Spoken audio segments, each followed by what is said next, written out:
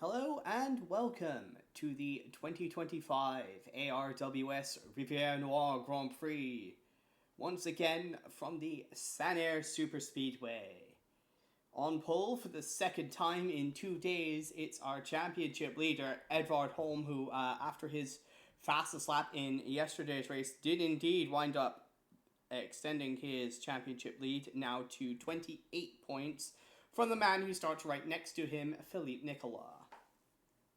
On the second row of the grid, it is Nicolas' teammate, Tomo Kazuma, and a very, very surprising fourth place for Aimée Gauthier in the checkmate. Definitely seems as though she was able to maximize the slipstream off of the i3 cars on her qualifying lap.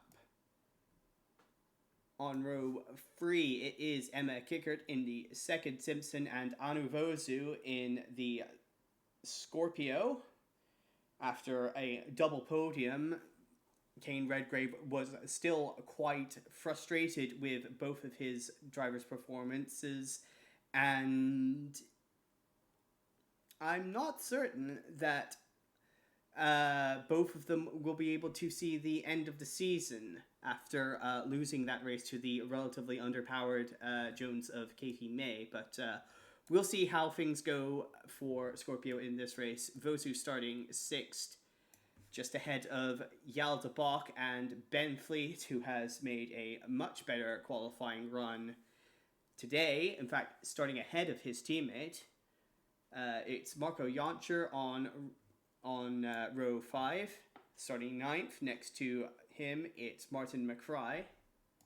Yesterday's winner, Katie May, will be starting 11th, alongside Václav Malish in the second checkmate. On row 7, it's Bradley Dackel, who his engine failure wound up inadvertently taking out the top 3 drivers and really paving the way for May's maiden victory. He'll be starting next to Takuma Taki, another disappointing qualifying effort for the reigning champion. Alberto Cara put in another very solid qualifying effort on a oval here. It is 15th on the grid for him, out qualifying the Mecca of Naoki Shinjo. Gary Pacer, not a good qualifying effort for Pacer in the Cascadia, only 17th on the grid, alongside Fu Wen in the second of the Yonglongs. Nathaniel Cameron will be starting from 19th, deep in the field for the man currently third in the championship, and it is Amani Burrell alongside him on the 10th row of the grid. Pierre Saint-Laurent will be leading the charge for the factory Bentley outfit today, as he starts next to Malik Zidane in the second Mecca. Zidane, of course, hoping for a better day today after his trip into the inside wall after a very sketchy pit entry. Aki Yamamura starts once again very deep in the field, just 23rd for the Adriatica driver. Alongside them, it's Aurora Summers for Peak. And on the final row of the grid, we have Magda Zavransky for Bentley and Aria Hevel for Peak. And with that, the start of the race is just moments away.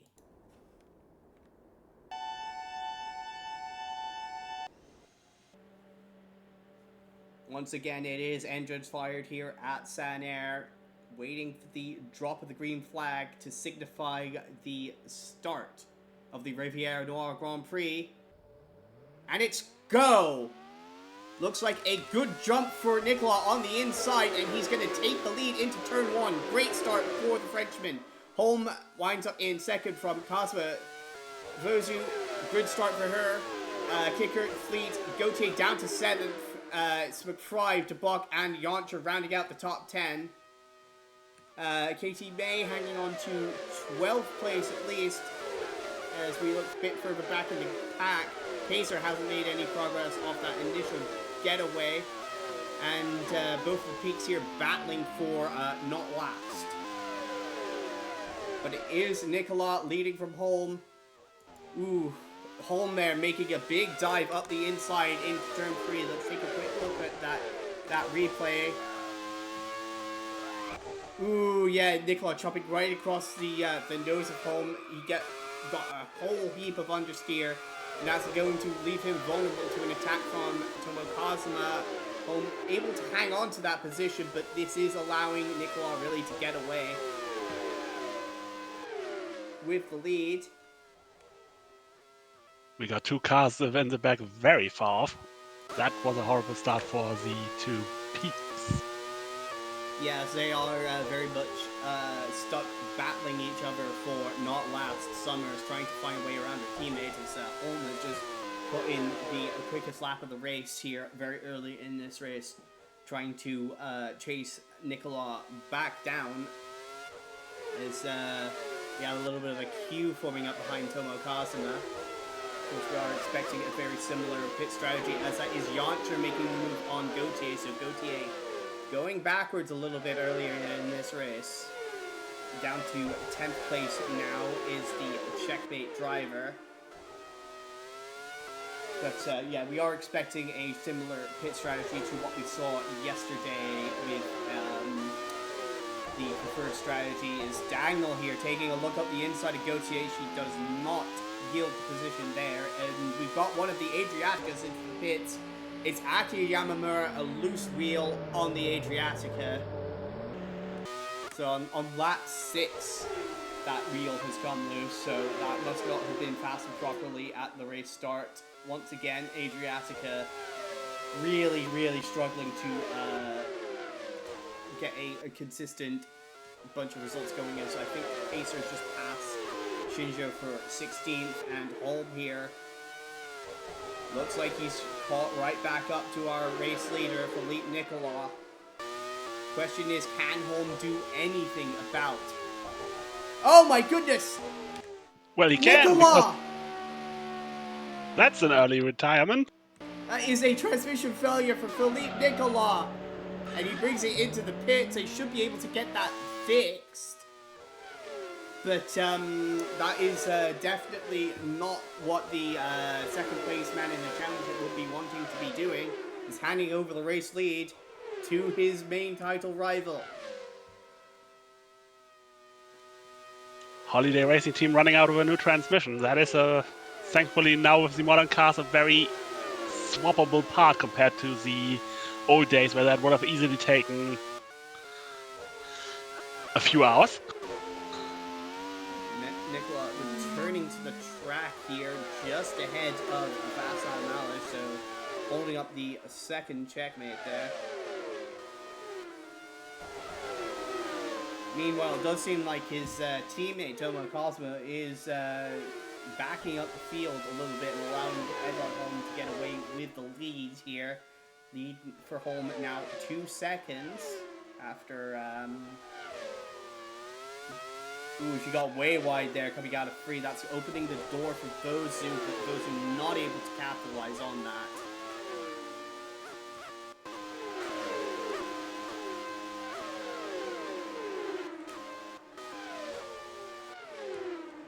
Oh my goodness, and Shinjo's hit the wall and spun! He'll carry on going there, but that's lost a lot of track position for the what was leading mecha in this race.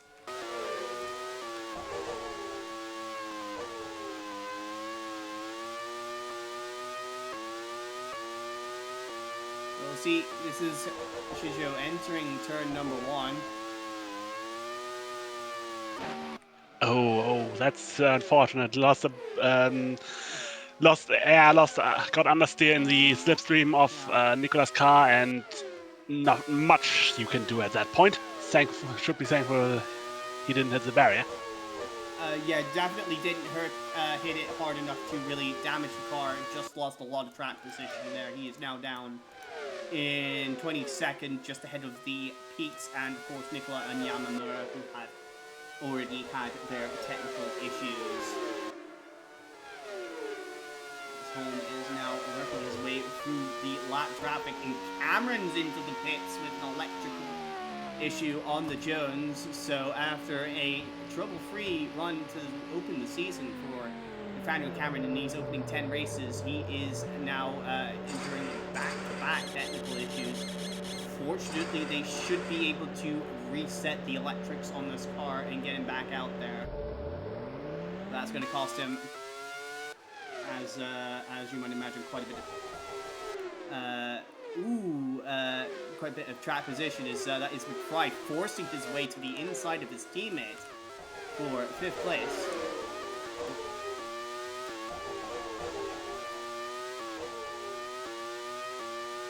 Oh yeah, that is Fleet there. Really,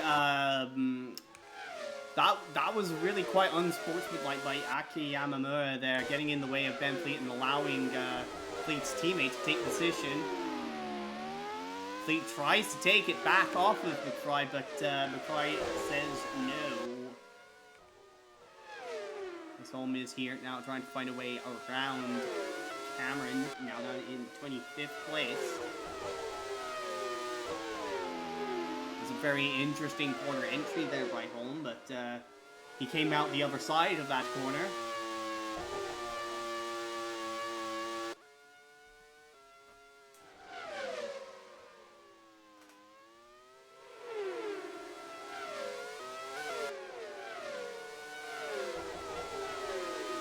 Cosmo now starting to take advantage of his traffic to reel in Holm a little bit. She's also got a bit of a gap over ARWS in 3rd, who is fending off Kicker for that final podium position.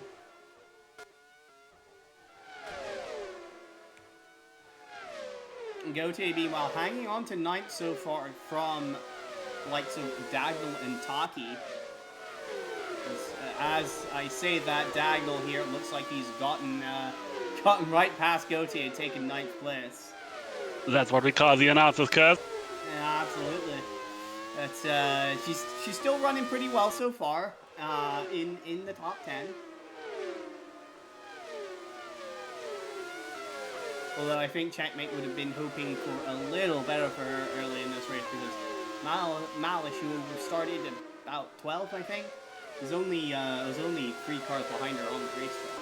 So of course, there's not a lot you can do to fend off those very powerful I3s with the W12 in the back of that Checkmate. As Yamamura continues to make a nuisance of themselves. Taki trying to take advantage of all of that to take 10th from Gauthier, but she's able to hang on to it as Kazuma working her way through the lap traffic here.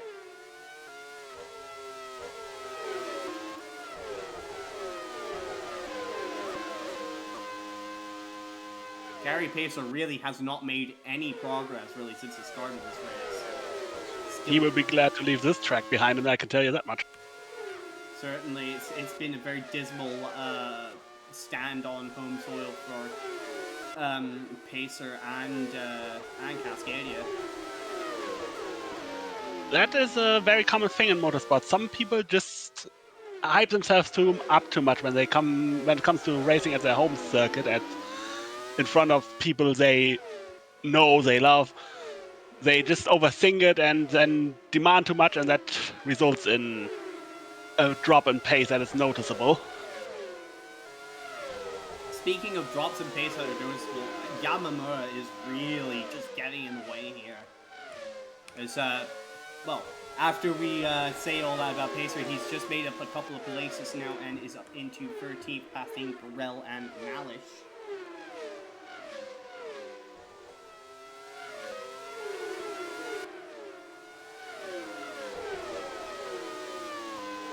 Holm's lead now at about 3 seconds. Cosma having about that same margin over Bozu, who's still hanging on to third from Kickert and McFry. Fleet's caught back up to his teammate as Yaël de Bock not quite able to hang on to this group as the Foxtails really fighting each other for that 5th place. Certainly no team orders at that team. As we all know, Foxdale Racing team are a very traditionalist bunch when it comes to motorsport and how they operate as a team. There's simply no such thing as a higher consideration. There's only racing, which one would call an appealing throwback if one is a nostalgia fan anyway, at least. And that's Shinju. Yeah, that is our first two-stopper into the pit. It's Naoki Shinjo. It's probably a worthwhile bet for Shinjo after he lost all that track position with the early spin.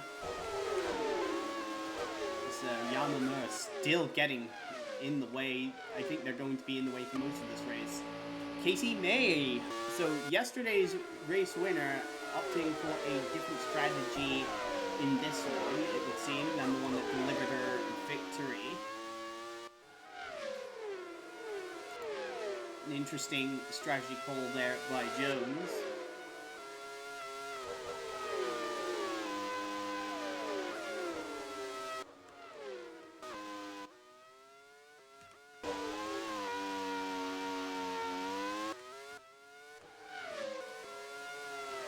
The decision was probably made to prioritize speed after the qualifying results were not quite what they were yesterday. It's still good, mind you, but not where it was on Saturday. So that is Ben Fleet opting for the two-stop strategy here, and McFry also with the two-stopper. So evidently Foxdale liked what they saw from McFry on the two-stop strategy. Pace-wise, at the very least, yesterday. They'll be looking to do that again, as I think we've got a problem here off turn one. Not sure exactly what happened, but I think it might have been a problem between Emma Kicker and Anu Vozu here. Oh goodness, oh no! The problem was ahead of them. That was Fu Wen, and Vozu could not avoid the stricken Yangwang. Oh, God. Something to do with Tomo Cosmo, it would seem. But Cosmo way up into the wall spins a holiday, and Fu Wen with nowhere to go. And then Vozu, similarly, with nowhere to go.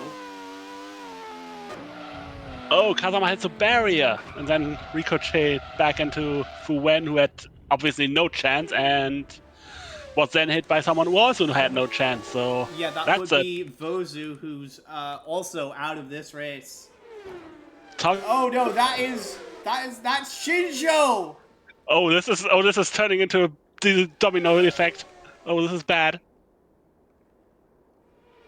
Well, I'm guessing the brakes must have failed on the Scorpio at this stage because no, she found the brake pedal. Oh so, my goodness! In quick succession, that is Fu Wen, Naoki Shinjo, and Anu Vozu out of the race. So Kicker will be taking over third place. Yaël de Bock elevated up into fourth with both of the Foxtails pitting. We've got another Adriatic coming into the pits. It's Amani Burrell.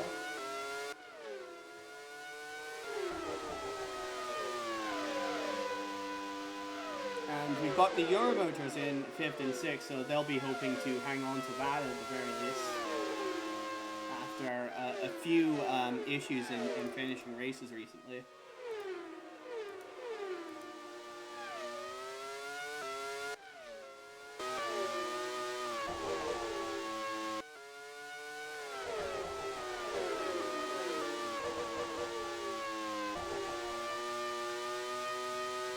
And I think that is Ben Fleet still behind his teammates, still trying to catch and retake that position that he lost by being caught behind Yamamura, as we've got Kicker now also pitting. So Kicker on the two-stop strategy, it would seem.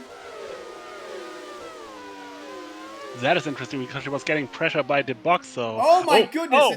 McFry there got way out of shape in turn one, and Ben Fleet almost took the position. And just as I say that it would be nice if both Euromotors could finish, Dagnall's car has given up the ghost. And is that... And there's that's another Tomo one. Kazama with an engine failure of her own. This is chaos.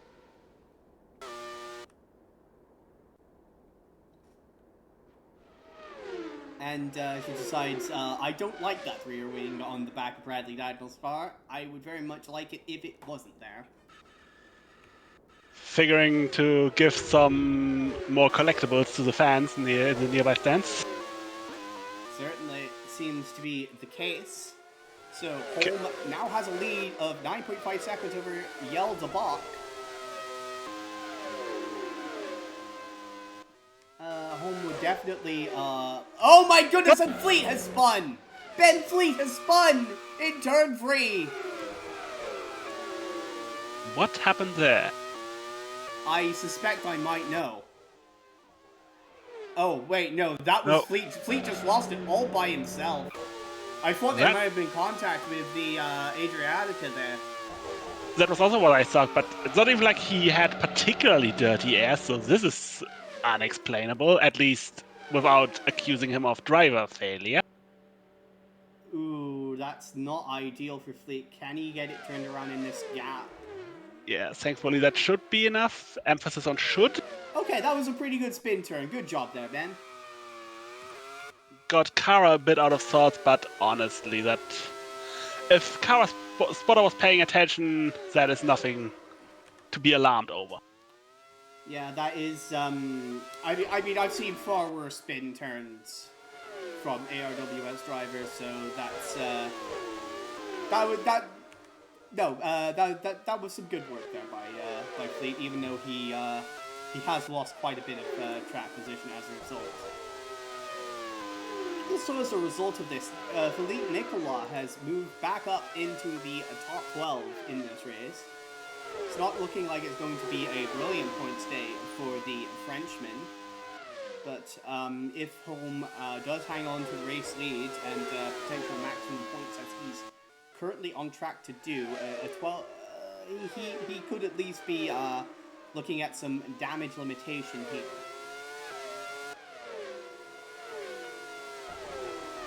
And aforementioned Holm just lapped him. Yes, that is Holm putting a lap on his title rival.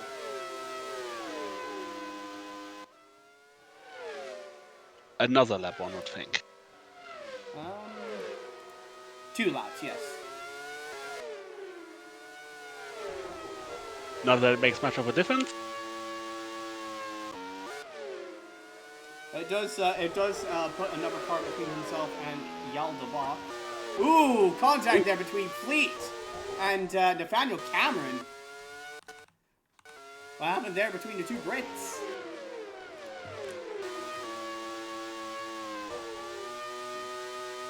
Okay, so Cameron gets held up from turn 3. Fleet has a bit of a run here entering turn 1. Cameron gets all out of sorts, and ooh, Fleet tried to give him the chrome horn. That was not a typical racing move. Well, it's a racing move you would see a lot on this track, except not in these cars. Yeah, and I think that was not so much tactic as Ben Fleet's emotions about his earlier mistake coming out, as we got a technical. It is a loose wheel for Yaël de Bock, and again, the Belgian rookie, who's shown spectacular pace throughout this season, still continues to struggle to be able to finish where he is consistently running. It shouldn't. He was on the one-stop strategy, but this will effectively put him on the 2-stop. But it won't be the worst thing in the world for him, as he's still currently ahead of the likes of McFry and Nicolas, so... But we do question whether or why Cascadia didn't fill him up to the brim. As we got Emma Kickert being held up by a Bentley.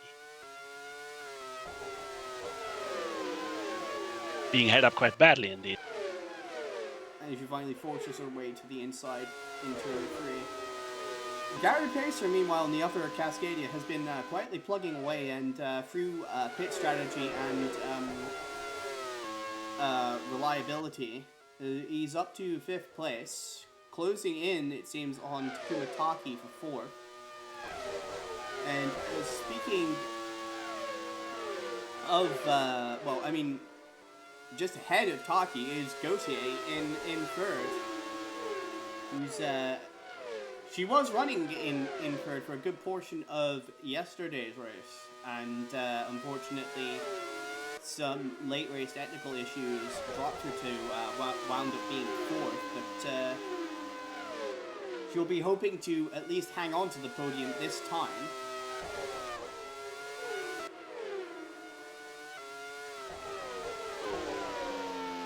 Oh, Cameron's struggling. That is not a very good line.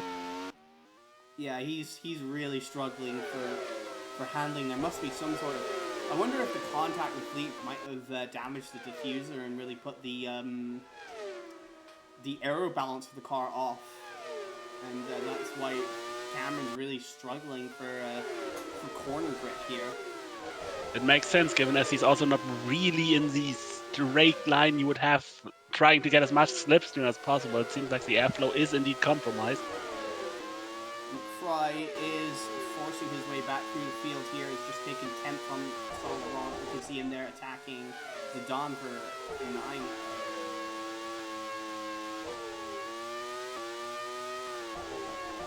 And McFry is currently slicing through the field. I think he passed 2 cars within a short while. Yeah, he's just gotten around Zidane for 9. Got a little bit of a gap between himself and Cara here, but he is... Well, actually, no, he's not particularly close to Yaël de Bock. But could definitely catch up and pass the young one, Cara. It's all looking good for Edvard Holm so far, though. At the halfway mark in this race, he's got an 18.5-second advantage. We just have to hope he doesn't make a similar silly mistake as what he did yesterday and take him out of it.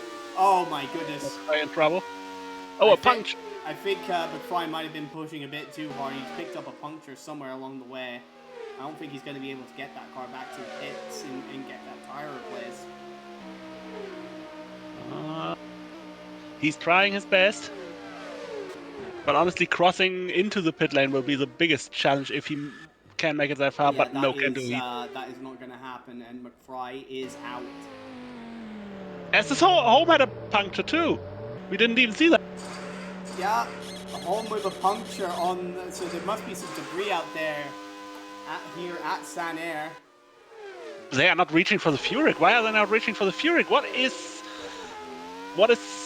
this team doing?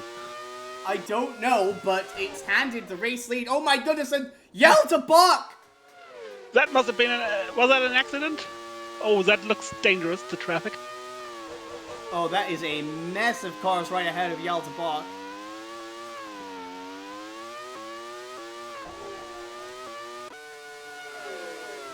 Oh no. Oh my goodness. A de Bock completely unslided smashes right into the back of Martin McFry. Spotters asleep at the wheel. What are they doing? I understand that luring Americans across the pond is difficult, but you gotta find better spotters for them. Holm retakes the lead as I think this is... Yeah, this is Jancher diving into the pits. The scheduled pit stop for Jancher. So Holm quickly retakes the lead, but he's still got to make another pit stop. Nicolas made his scheduled pit stop, so he'll be... That's Zidane. With a very interesting racing line in turn 2.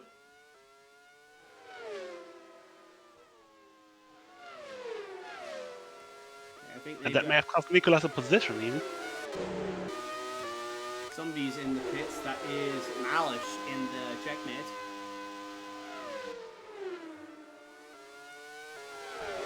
So Gauthier now in 2nd place in this race.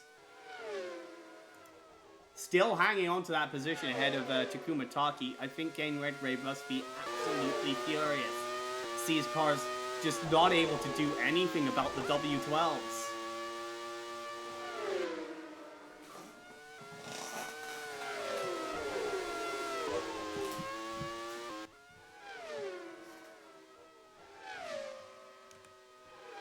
I think we just seen another fastest lap of the race being set. It's Edvard Holm again. definitely looking to make up for the extra pit stop he's effectively going to have to make here. A decision that still baffles the mind. We are desperately trying to get an interview down there, but all of our requests are currently being denied.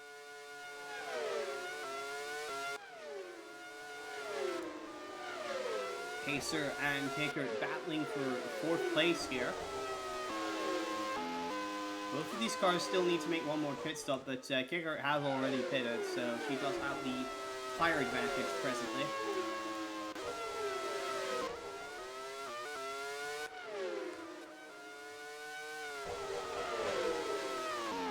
And that is Sanair coming into the pits for Bentley. Scheduled pit stop for him.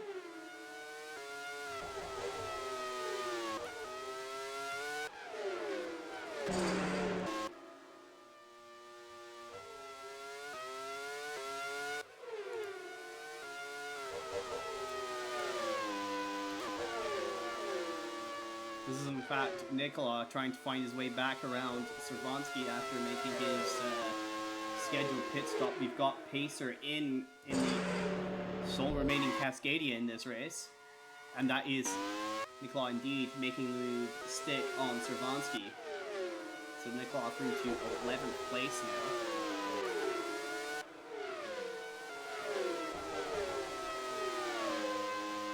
Kfine on the 2-stop strategy here is up to 10th place, but well, she does have a decent margin over Nicolas. She's probably not going to hang on to that, as Aimée Gauthier now makes her pit stop from 2nd place. Let's see where she comes out in the running order. Oh no, is that Marco Jancher in trouble? It's Marco Jancher! Just when we were thinking that Euromotor was getting on top of their reliability issues, it really seems to be coming apart for them once again. Engine has completely failed on Marco Jancher, and his day is done.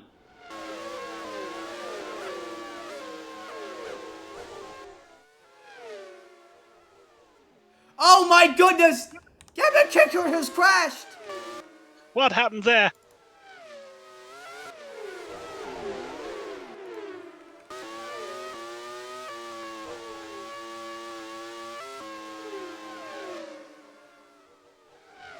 Oh no!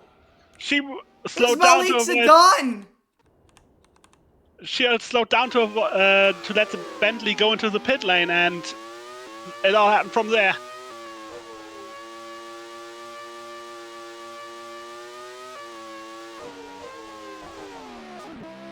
Oh yeah, no, that was just Zidane. An unfortunate.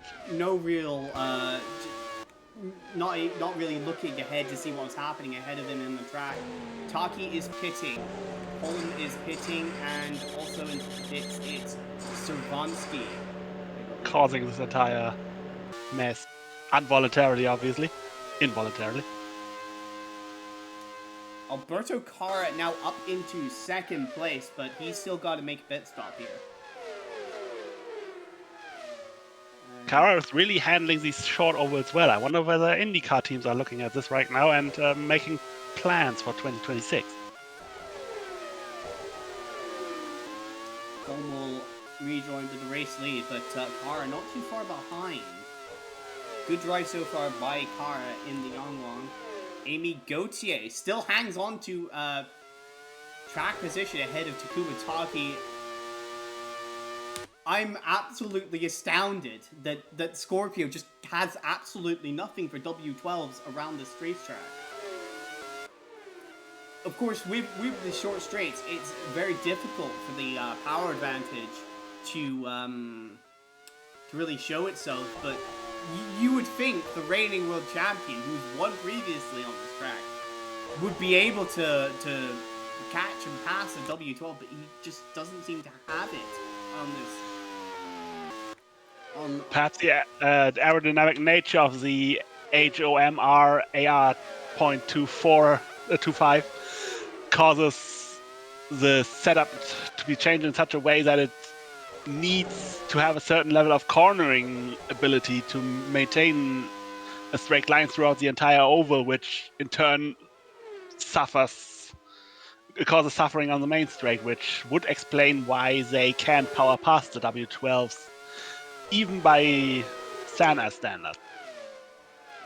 As we got Cara pitting. Yep, that is Cara into the pits from second place. That will elevate Gauthier to second and Taki to third. We also got Bentley in. We've got Zidane in.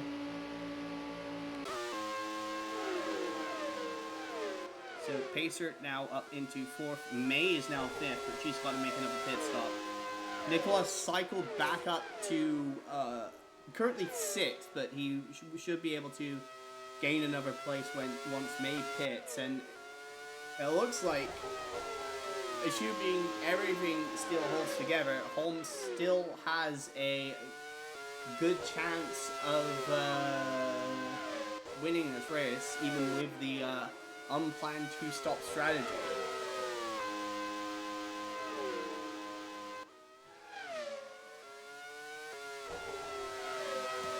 And that is Adriatica into the pits. That's Burrell making her final stop. Also a shout out to local hero Pierre Saint Laurent having a much better Saturday race. Yeah, he's moved up into the top 10 in this race.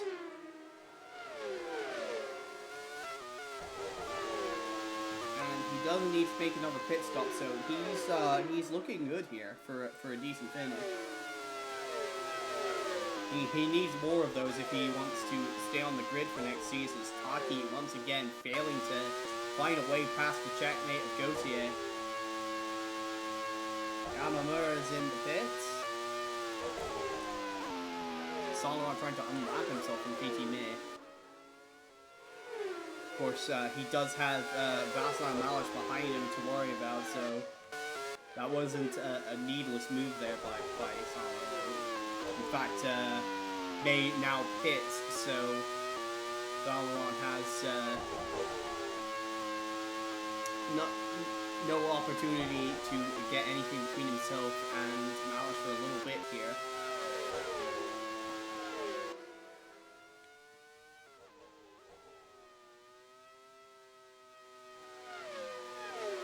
It's gonna be close between May and Saint Laurent for that P8.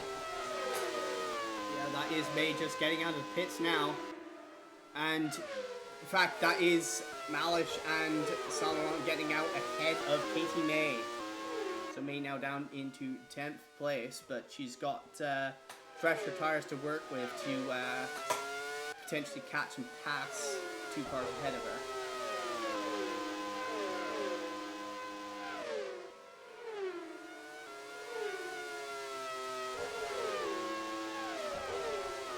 Gauthier is still refusing to allow Taki through as Taki barges Hevel out of the way. That's held up Pacer and Edvard Holm, whose Holm is now coming up to lap all of these cars. Malish is into the pits, so Malish must have been on the 2-stop strategy, so it's looking like it'll be between Salon, May, and possibly Malik Zidane for the 8th place. Is May up the inside of Bentley, not able to make it stick there in turn 1.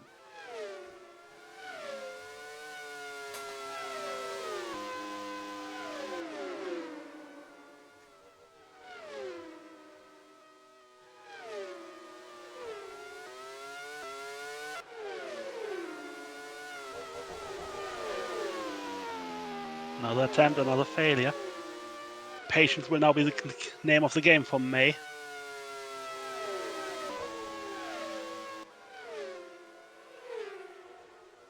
But it's hard to be patient when you won this race yesterday. Well, we won this at this track yesterday. It wasn't the same race, obviously.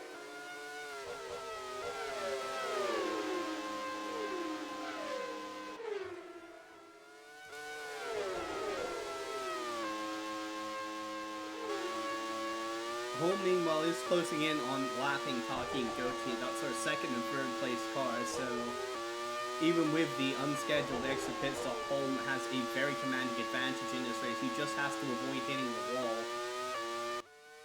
Serves me right to question his race engineer, because evidently they didn't need to fuel up.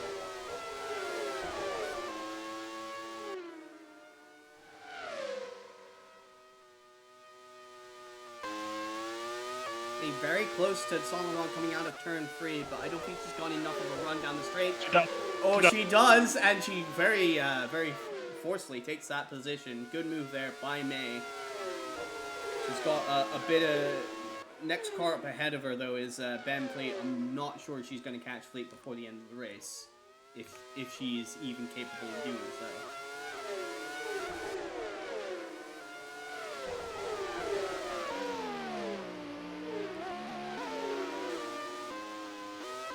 And meanwhile, Holm has also lapped Aimée Gauthier, so Holm has a 1-lap advantage. With just a little over 20 laps to go.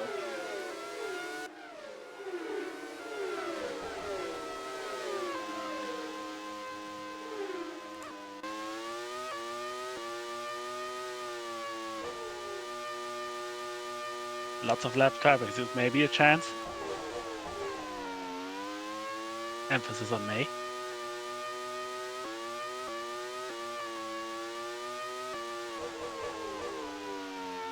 No, not like this. What are you doing? Taki almost ran himself into the wall there. That is... And Gauthier is just gone. She's just getting on with it. Look at that, she's got nearly... She's got like half the front straight on Taki after all of that mess. You can only shake your head at it. And now Gary Pacers obviously is a danger man. Yeah, Pacer was held up a little bit earlier, but he's been able to use the flat traffic to catch back up a bit to Taki. And it seems he took my advice of taking the emotion out of it, because he's very... Oh my goodness! Oh! Gauthier gets it all wrong in turn 1. So it's a very good thing that she had that margin over Taki, because otherwise she would have lost that position and potentially a podium position altogether.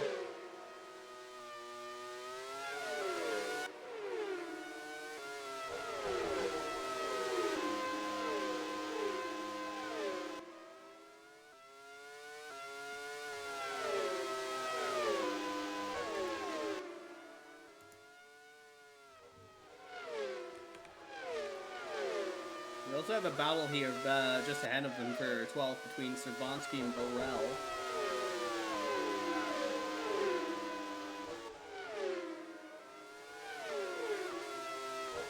Servansky showed some good pace yesterday, but she's not quite able, doesn't seem to have the same feel for the track that she did yesterday.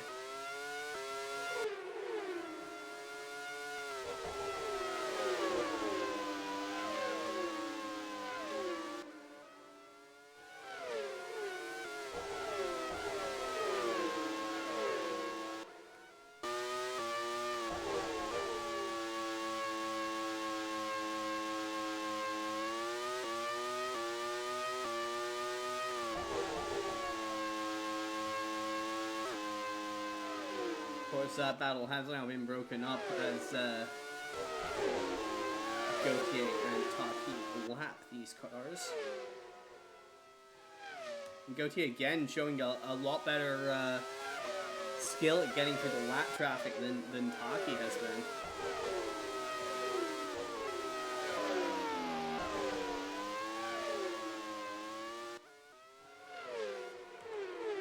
You know, Phillippe Nicolas isn't terribly far behind this squad either. At this rate, he could become a factor in this battle for third and second. But he only has 10 laps to do it, so he better get a move on. That he does. Meanwhile, Holm continues to click down the laps here. The most difficult thing for Nicolas getting back into this is that the 2 cars Gauthier has to lap are going to be most likely close to, if not outright, the last ones. Ooh, that was a load of tire smoke there in turn 1. Did somebody make a mistake?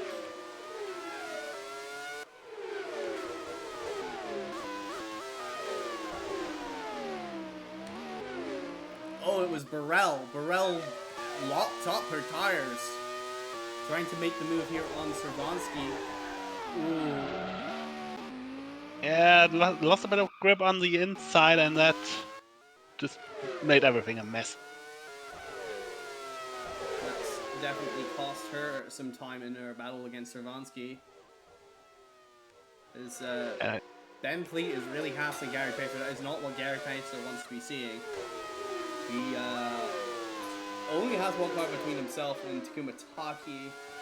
But it's going to be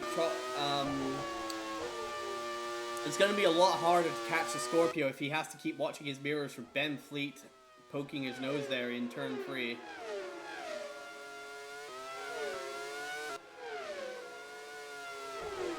And of course there is Nicolas closing in bit by bit on the Cascadia driver.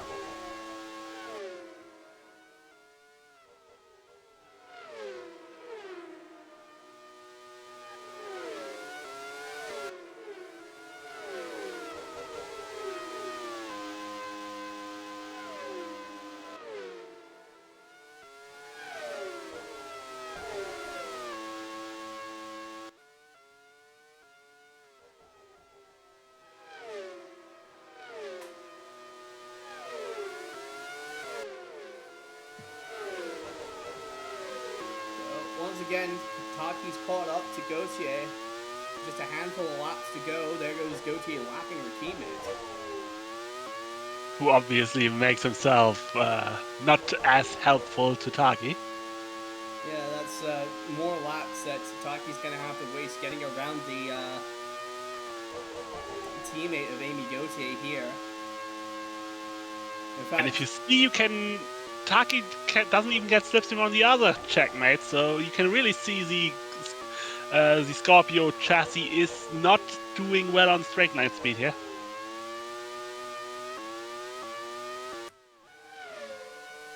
Now Taki makes a good run and takes over, well, gets around Malice. She still needs to catch Gauthier, much less pass her, but ooh, Nicolas there. I think his pursuit of fourth was pretty much done.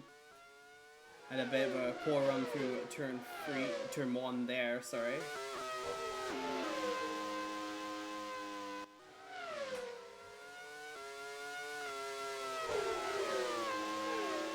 We've got only 3 more laps to go here. I would take Gauthier Oh safe. no, that is Takuma Taki with a transmission failure. Oh my goodness. First humiliation and now retirement. But of course, this leads to jubilations in Canada because Gary Pacer is heading for a podium.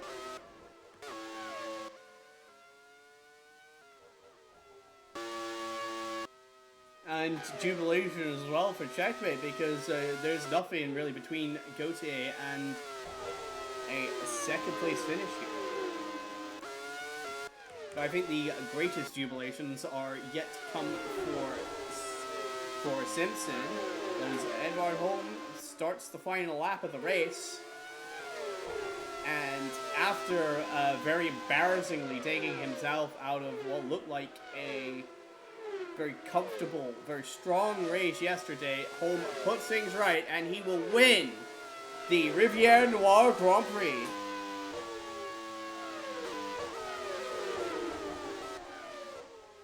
And coming out of turn 3, it's Gauthier to take a well-deserved second place. Completing the podium is Gary Pacer. And out of the final corner with her engine on fire is Katie May. Finishing 7th, Nicolas picks up 4th place after his early technical issues.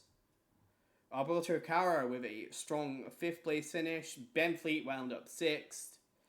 Saint Laurent with a nice top 10 there. And Taki winds up a very disappointing 11th at the end of all of that. Not so many technical issues in this race, but there was certainly a couple of unfortunate crashes, most notably between Emma Kicker and Malik Zidane, and Vozu Fuwen and Naoki Shinjo earlier in the race.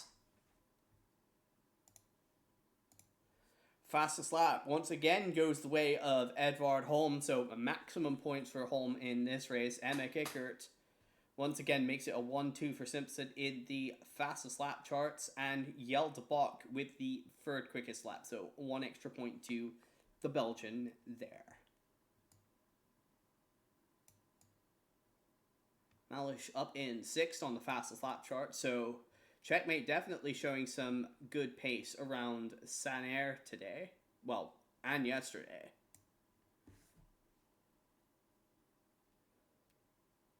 No particular negative outliers today, unlike yesterday. And that is it for today's running of the Rivière Noire Grand Prix. We will see you next time for the United States Grand Prix from the Circuit of the Americas. We'll see you there.